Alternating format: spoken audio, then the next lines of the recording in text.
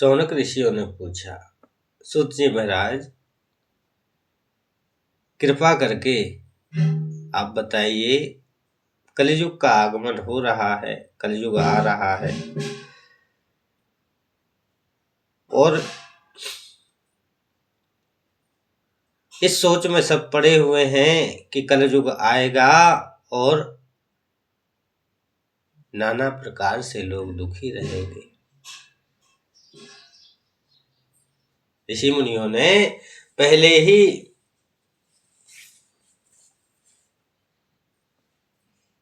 उनको पता था कि कलयुग में कैसे मनुष्य होंगे। बोले, भगवंत कथा न रुचेगी जिन्हें, नहीं शास्त्र की बात पे ध्यान धरेंगे, और पढ़ के अंग्रेजी कहाएंगे साहब, होटल में मदपान करेंगे। ऋषि मुनियों को पहले पता था कि मनुष्य कैसे होंगे। भगवान की कथा में रुचि नहीं होगी कलयुग में, वो शास्त्र की बातों को कम लोग मानेंगे, ध्यान नहीं देंगे। अंग्रेजी तो पढ़ेंगे, साहब भी बन जाएंगे, लेकिन होटल में मदपान करेंगे।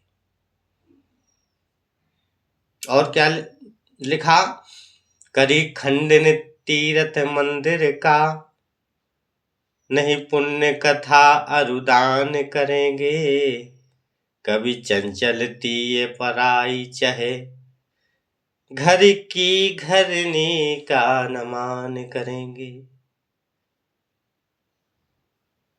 बोले, मंदिरों का खंडन करेंगे, तीर्थों का खंडन करेंगे, पुण्य नहीं करेंगे, दान नहीं करेंगे, और घर के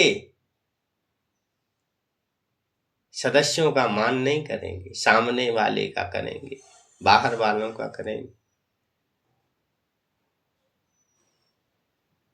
अबला तन देख जवान सभी निज मात पिता को नहीं चहेंगे, सब झूठ है पूजा विधान और मंत्र परस्पर, सब बात यही कहेंगे। ऐसे नास्तिक लोग कलयुग में होंगे जो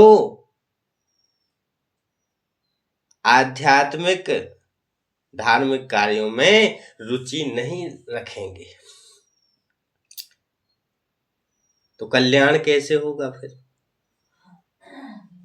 तो सूत जी महाराज ने बताया कि कलयुग में भगवान की कथा कल्याण करेगी। जो व्यक्ति सुनेगा